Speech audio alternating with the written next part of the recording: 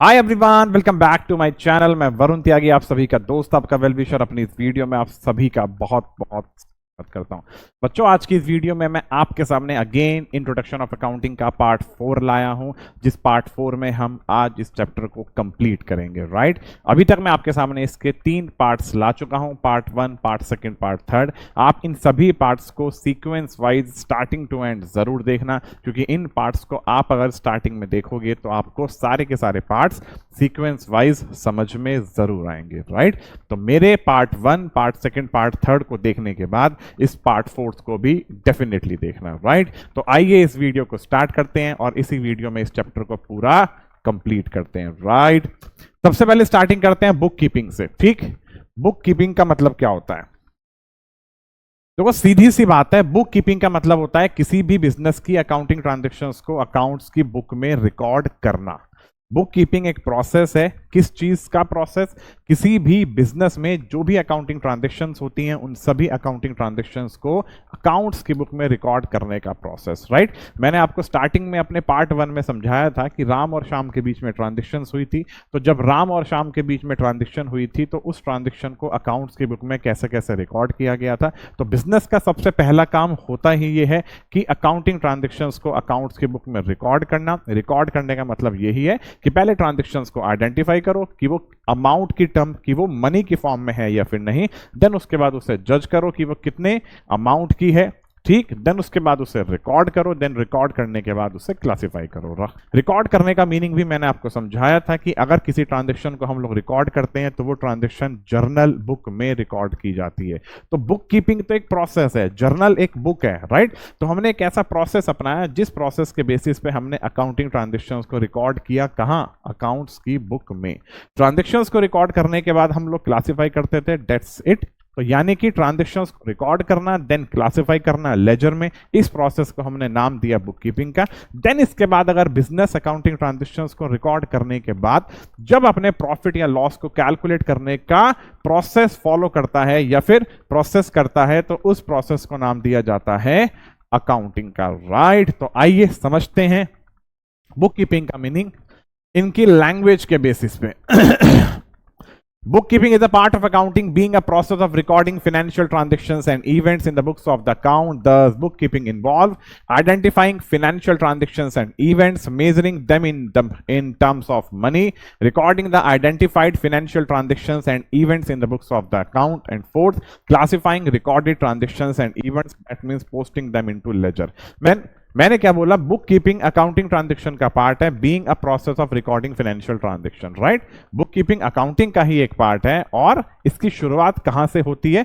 Financial transactions को record करने के प्रोसेस से। कहां? अकाउंट्स की बुक में। लेकिन अगर अकाउंटिंग ट्रांजैक्शन को रिकॉर्ड करना है तो रिकॉर्ड करने से पहले ट्रांजैक्शन को आइडेंटिफाई करो कि वो मनी की टर्म्स में है या फिर नहीं। देन उसके बाद मेजर करो, देन रिकॉर्ड करो, देन क्लासिफाई करो। राइट, तो ये प्राइमरी स्टेज कहलाती है किसी भी अकाउंटिंग ट्रांजैक्शन को रिकॉर्ड करने की। राइट, ऐसे ही अकाउंटिंग सेकेंडरी स्टेज कहलाती है। मतलब क्या है कि हमने बुक कीपिंग का प्रोसेस अपना लिया। बुक कीपिंग के प्रोसेस को अपनाने के बाद अब बिजनेस का क्या काम है? बिजनेस अपने प्रॉफिट या लॉस को कैलकुलेट करेगा। प्रॉफिट या लॉस को कैलकुलेट करने के प्रोसेस को अकाउंटिंग का नाम दिया जाता है। तो accounting start when book keeping and. It is a process of identifying, recording, classifying, then summarizing, analyzing and interpreting and communicating। मतलब क्या है कि ट्रांजैक्शंस को आइडेंटिफाई, रिकॉर्ड और क्लासिफाई करने का प्रोसेस हम बुक कीपिंग में कर चुके हैं। अब हमें ट्रांजैक्शन को summarise, analysing, interpreting and communicating, ये जो वर्ड्स आ रहे हैं, इन सभी वर्ड्स के मीनिंग आप आने वाले समय में चैप्टर वाइज डेफिनेटली समझते चले जाओगे। इन वर्ड्स का मीनिंग मैं आपको मोटा मोटा इतना समझा दूंगा कि ट्रांजैक्शंस को हमने जर्नल बुक में डाला, देन उसके बाद लेजर में डाला। लेजर में डालने के बाद फिर हम उस ट्रांजैक्शन की भी अर्थमेटिकल एक्यूरेसी को चेक करने के लिए, राइट, हम ट्रायल बैलेंस मेंटेन करते हैं। और ट्रायल बैलेंस में जो इनके बैलेंसेस रिकॉर्ड किए जाते हैं, राइट, जैसे कि मान लो एक बिजनेस है, एक बिजनेस कैश की बहुत सारी ट्रांजैक्शंस करता है। कैश की बहुत सारी ट्रांजैक्शन करने के बाद लास्ट में बिजनेस के पास कितना कैश बचा, तो जितना भी कैश बचा वो बचा हुआ जो अमाउंट होता है वो अमाउंट बिजनेस ट्रायल बैलेंस के अंदर रिकॉर्ड करता है। ठीक, एक बिजनेस के मान लो बहुत सारे डेटर्स हैं, बहुत सारे डेटर्स के थ्रू कितना पैसा मिलना बाकी है और कितना पैसा आ चुका है। तो जो भी हमारे डेटर्स हैं, मान लो 1 लाख रुपए के हमारे डेटर्स हैं, 1 लाख रुपीस के डेटर्स में से 40,000 रुपीस तक का अमाउंट आ गया, लेकिन एंड में अभी भी डेटर्स से 60,000 का अमाउंट आना बाकी है। तो डेटर से रिलेवेंट पूरे के पूरे ईयर की जो भी ट्रांजेक्शन हुई, पैसा आया या फिर पैसा आना बाकी है, तो इन ट्रांजेक्शन का लास्ट में जो भी बैलेंस बचता है उस बैलेंस को हम लोग रिकॉर्ड करते हैं, ट्रांसफर कर देते हैं लेजर के बाद ट्रायल बैलेंस में। तो हमारा काम क्या है, जर्नल में तो ट्रांजेक्शन को सिर्फ रिकॉर्ड करना, उनके बैलेंसेस को कैलकुलेट किया जाता है लेजर में, और जो बैलेंसेस आते हैं वो बैलेंसेस ट्रांसफर होते हैं ट्रायल बैलेंस में, उसी को ही नाम दिया जाता है समराइजिंग का, राइट। ट्रायल बैलेंस में बैलेंसेस को ट्रांसफर करने के बाद देन हम फाइंड आउट करते हैं बिजनेस का प्रॉफिट या लॉस। तो इस पूरे के पूरे प्रोसेस को हम अकाउंटिंग का नाम देते हैं, राइट। आगे चलते हैं, अकाउंटेंसी का मतलब क्या है। अकाउंटेंसी का सीधा सा मतलब यही होता है कि एक बिजनेस अगर किसी अकाउंटिंग ट्रांजैक्शंस को रिकॉर्ड करेगा तो अकाउंटिंग ट्रांजैक्शंस को रिकॉर्ड करने से पहले उसे अकाउंटिंग ट्रांजैक्शंस के रूल्स को अपनाना होगा, अकाउंटिंग प्रिंसिपल्स को फॉलो करना होगा। यानी कोई भी ट्रांजैक्शन को रिकॉर्ड करना होगा तो वो सिस्टमैटिकली वे में रिकॉर्ड होनी चाहिए, राइट। अकाउंटिंग के भी कुछ ना कुछ प्रिंसिपल्स होते हैं, यानी कि जो प्रिंसिपल्स कहते हैं कि अगर एक बिजनेस कोई भी ट्रांजैक्शन करता है और वो ट्रांजैक्शन उसे अकाउंट्स की बुक में रिकॉर्ड करनी है, तो ट्रांजैक्शंस को रिकॉर्ड करने के लिए कुछ नियम, कायदे, कानून बनाए गए हैं। उन्हीं कायदे कानून के बेसिस पे आपको ट्रांजैक्शंस को रिकॉर्ड करना है, और आप जो भी कायदे कानून अपनाओगे ट्रांजैक्शंस को रिकॉर्ड करने के लिए, उन सभी कायदे कानूनों को, प्रिंसिपल्स को, रूल्स को, रेगुलेशंस को आपको ईयर टू ईयर फॉलो करना होगा, राइट। तो कहने का मतलब यह है कि आप कोई भी अकाउंटिंग प्रिंसिपल्स जिस ईयर में भी आप लोग फॉलो करते हो वो repeated next year two year definitely follow होना चाहिए, कि ताकि बिजनेस अपने दोनों ईयर्स की बैलेंस शीट या फिर प्रॉफिट या लॉस को कंपैरिजन कर सकता है कि मेरा लास्ट ईयर कितना प्रॉफिट हुआ था या फिर इस साल मेरा करंट ईयर में कितना प्रॉफिट है, या आपसे 5 सालों की अकाउंटिंग इंफॉर्मेशन को एक साथ एक दूसरे के साथ कंपैरिजन कर सकता है। तो मेरे कहने का मतलब यही है कि अकाउंटेंसी का मतलब क्या है कि किसी भी अकाउंटिंग ट्रांजैक्शन को आप रिकॉर्ड कर रहे हो, चाहे बुक कीपिंग वाला प्रोसेस अपनाओ या अकाउंटिंग वाला प्रोसेस अपनाओ, इन दोनों प्रोसेस में ही अगर कोई ट्रांजैक्शन रिकॉर्ड की जाएंगी तो वो हमेशा एक सिस्टमैटिकली वे में रिकॉर्ड होनी चाहिए, जो सिस्टम बनाया गया है अकाउंटिंग ट्रांजैक्शंस को रिकॉर्ड करने का, राइट। तो इन तीनों की मीनिंग डेफिनेटली आपको समझ में आए होंगे। अब चलते हैं इस वीडियो के लास्ट टॉपिक पे और इस वीडियो को ओवर करते हैं। अगला टॉपिक आता है सिस्टम ऑफ अकाउंटिंग, राइट। अब अगर बात करूं सिस्टम ऑफ अकाउंटिंग का, तो सिस्टम ऑफ अकाउंटिंग का मतलब क्या है। आपकी 11th क्लास की अकाउंट्स की बुक के फ्रंट पेज पे ही लिखा हुआ है डबल एंट्री बुक कीपिंग, यानी कि एक बिजनेस में अगर कोई भी ट्रांजैक्शन रिकॉर्ड होती है तो वो डेफिनेटली डबल एंट्री के बेसिस पे होनी चाहिए, राइट। आप जानते हो कि भाई लेन देन जब दो लोगों के बीच में हो रहा है तो दोनों लोगों के अकाउंट पे ही उसका इफेक्ट पड़ना चाहिए। एक पर्सन का अकाउंट डेबिट होगा तो दूसरी ट्रांजैक्शन का अकाउंट, यानी ट्रांजैक्शन तो एक ही होगा, एक ही होगी, लेकिन अगर एक ट्रांजैक्शन का इफेक्ट किसी अकाउंट को डेबिट करती है तो उसी ट्रांजैक्शन का इफेक्ट किसी दूसरे अकाउंट को क्रेडिट भी करेगी। तो यानी कि ट्रांजैक्शन का इफेक्ट पड़ा डेबिट पे भी और क्रेडिट पे भी। तो यानी ट्रांजैक्शन का अगर दोनों अकाउंट पे इफेक्ट पड़ता है तो उस ट्रांजैक्शन को दोनों अकाउंट में ही रिकॉर्ड करना जरूरी है, किसी एक अकाउंट में रिकॉर्ड नहीं किया जाएगा, राइट। अगर आप ट्रांजैक्शन का इफेक्ट दोनों अकाउंट पे नहीं डालते तो वो इनकम्प्लीट डबल एंट्री सिस्टम बोला जाएगा। तो यानी कि आपने इनकम्प्लीट मेथड को फॉलो किया है, जिसे हम सिंगल एंट्री सिस्टम का भी नाम देते हैं। तो डबल एंट्री सिस्टम सीधा सा एक ही बात कहता है कि कोई भी लेन देन होगा उस लेन देन को दोनों अकाउंट में ही रिकॉर्ड किया जाएगा, दो या फिर दो से ज्यादा भी हो सकते हैं। आपने मेरे पार्ट 1 देखा था कि राम और श्याम के बीच में कोई भी ट्रांजेक्शन हुई थी, हमने अरुण से कोई भी गुड्स परचेज किए थे, तो मैंने एक ट्रांजेक्शन का इफेक्ट दोनों अकाउंट पे डाला था, परचेज पे भी डाला था और अरुण पे भी डाला था, राम पे भी डाला था और श्याम पे भी डाला था, राइट। तो जरूरी नहीं है कि ट्रांजैक्शन का इफेक्ट सिर्फ दो अकाउंट पे ही पड़ेगा, ट्रांजैक्शन का इफेक्ट दो से ज्यादा अकाउंट पे भी पड़ सकता है। लेकिन इतना याद रखना, डेबिट का समेशन हमेशा इक्वल होगा क्रेडिट के समेशन के, राइट। मतलब क्या है, अगर 1 लाख के अमाउंट से 1 लाख के अमाउंट से कोई अमाउंट डेबिट हो रहा है तो 1 लाख के अमाउंट से ही क्रेडिट होगा, वो बेशक चाहे पार्टली क्रेडिट हो जाए। यानी कि अगर आपने 1 लाख से मान लो कैश को आपने डेबिट करा, आपके पास में कैश आया, अभी अभी एक छोटे सा एग्जांपल के ही बेसिस पे मैं आपको समझाता हूं। आपके डेटर्स हैं, आपके 5 डेटर्स हैं CDE, पांचों डेटर से आपके पास में 2 लाख रुपए आने हैं, लेकिन इन पांचों डेटर से आपके पास में किसी डेटर के पास से पैसा आया 20,000, किसी डेटर के पास से पैसा आया 30,000, किसी डेटर के पास से पैसा आया 40,000, किसी डेटर के पास से पैसा आया 10,000 और किसी डेटर के पास से पैसा आया 5,000। तो आप एंट्री क्या पास करोगे? Cash account debit to A to B to C to D to E। तो मेरे कहने का मतलब है कि कैश में आप उतने अमाउंट से डेबिट करोगे जितना अमाउंट आपको इन पांचों डेटर से रिसीव हुआ, राइट। तो 50,000 प्लस 40,000 प्लस 30,000 1,20,000 प्लस 20,000 1,40,000 प्लस 10,000 1,50,000। तो यानी कि 5 डेटर्स के थ्रू आपके पास में 1.5 लाख रुपए आए, तो आपने जर्नल एंट्री पास कर दी, cash account debit to A to B to C to D to E, right. तो ट्रांजैक्शन को इसी तरीके से ही रिकॉर्ड किया जाता है। तो अगर आपने ट्रांजैक्शन को सिस्टमैटिकली मैनर में रिकॉर्ड किया है, आपको पता है कि ट्रांजैक्शन का इफेक्ट 2 अकाउंट पे पड़ेगा, डेबिट और क्रेडिट, तो आपने डेबिट भी किया है और आपने क्रेडिट भी किया है, तो आपने डबल एंट्री सिस्टम को फॉलो किया है। लेकिन अगर आप सिर्फ और सिर्फ किसी एक अकाउंट पे ही उसका इफेक्ट डालते हो तो वो सिंगल एंट्री सिस्टम कहलाता है। दूसरा, सिंगल एंट्री सिस्टम का मतलब एक ये भी होता है कि आप किसी ट्रांजैक्शन को रिकॉर्ड ही नहीं करते, ठीक।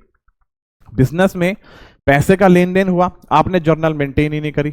जब जर्नल मेंटेन नहीं की तो यानी लेजर भी नहीं मेंटेन हुआ होगा, तो जब लेजर मेंटेन नहीं हुआ तो ना उसके बैलेंस निकले, ना वो बैलेंस ट्रायल बैलेंस में गए। तो यानी कि अगर एक बिजनेस सिस्टमेटिकली फॉर्म में चला ही नहीं, एक बिजनेस किसी ट्रांजैक्शन को रिकॉर्ड करते हुए नहीं चल रहा, सीधी सी बात है, बिजनेस ने तो बस एक चीज देखी, जो भी पैसा आया उसे एक तरफ लिख लिया, जो भी पैसा गया उसे एक तरफ लिख के दोनों का डिफरेंस फाइंड आउट करके बस अपना प्रॉफिट या लॉस कैलकुलेट कर लिया। तो अगर ऐसा प्रोसेस बिजनेस अपनाता है तो वो सिंगल एंट्री सिस्टम कहलाता है, राइट। तो सिंगल एंट्री का मतलब ये है कि आप ट्रांजैक्शंस को प्रॉपर वे में, जो रूल्स बनाए गए हैं अकाउंट्स के, आप उन रूल्स के बेसिस पे ट्रांजैक्शन को रिकॉर्ड नहीं करते। तो यानी डबल एंट्री में ट्रांजैक्शंस को प्रॉपर्ली रिकॉर्ड किया जाएगा दोनों अकाउंट में, लेकिन सिंगल एंट्री सिस्टम में ट्रांजैक्शंस को दोनों अकाउंट में रिकॉर्ड नहीं किया जाता। इवन आप अकाउंटिंग प्रिंसिपल्स के बेसिस पे तो ट्रांजैक्शन को रिकॉर्ड करते ही नहीं हो। जब जी में आया आपने कुछ लिख ली ट्रांजैक्शन, जब जी में आया आपने उसे रिकॉर्ड कर लिया, और जब मन करा उसे लिखा ही नहीं, और आप अपना ओरली वर्बली आप अपने बिजनेस का प्रॉफिट या लॉस कैलकुलेट कर रहे हो। सीधी सी बात है, total revenue received minus total expense paid, जितना अमाउंट रिसीव हुआ उसमें से आपने टोटल एक्सपेंस पेड को माइनस करा और बैलेंस निकाल कर रख दिया। ये तरीका भी तो गलत है। आगे चलते हैं।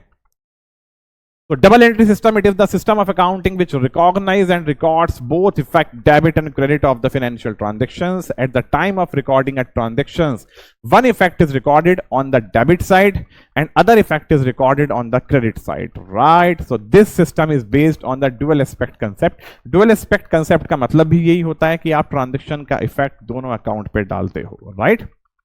And is universally applied in the accounting, तो और उसका और ये अप्लाइड होता है अकाउंटिंग में यूनिवर्सली, यानी कि जहां जहां अकाउंटिंग की जाती है हर जगह अकाउंटिंग का मतलब ही ये है कि अगर आपको कोई अकाउंटिंग ट्रांजैक्शंस रिकॉर्ड करनी है तो अकाउंटिंग ट्रांजैक्शंस को रिकॉर्ड करने के लिए आपको यही तरीका अपनाना होगा। कौन सा? डबल एंट्री सिस्टम का, राइट।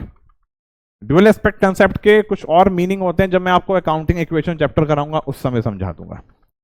सिंगल एंट्री सिस्टम क्या होता है? यानी कि आपने एक incomplete record, incomplete double entry system को फॉलो किया। In this system all transactions are not recorded on double entry basis. इस सिस्टम में सभी ट्रांजैक्शन को डबल एंट्री के बेसिस पर रिकॉर्ड नहीं किया जाता। In some transactions both effect of the transactions are recorded and while in others either one is recorded or not recorded at all. कभी तो आपने सभी ट्रांजैक्शन को दोनों अकाउंट पे उनका इफेक्ट डाला, और कभी आपने ट्रांजैक्शन का इफेक्ट सिर्फ एक अकाउंट में डाला, दूसरे अकाउंट में नहीं रिकॉर्ड किया, राइट। तो हम उसे नाम देते हैं किस चीज का?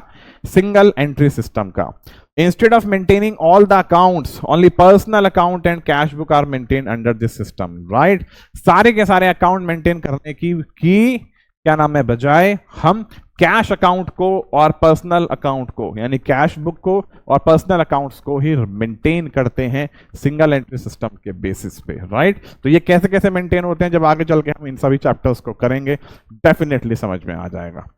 Since all transactions are not recorded under this system, तो यानी कि हम अब सभी ट्रांजेक्शन्स को अगर हम सिंगल वो डबल एंट्री सिस्टम के बेसिस पे रिकॉर्ड नहीं कर रहे, तो it is not possible to prepare a trial balance. यानी यहां भी वही बात लिखी हुई है कि अगर हमने सभी ट्रांजेक्शन्स को डबल एंट्री सिस्टम के बेसिस पे रिकॉर्ड नहीं किया, तो लॉजिकली बात है हम ट्रायल बैलेंस को भी मेंटेन नहीं कर सकते। अब जब ट्रायल बैलेंस को मेंटेन नहीं कर सकते तो क्या होगा, प्रॉफिट या लॉस निकलेगा, नहीं निकलेगा। तो ना profit and loss account maintain कर सकते, ना बैलेंस शीट को मेंटेन कर सकते, तो ये कोई तरीका ही नहीं है, राइट।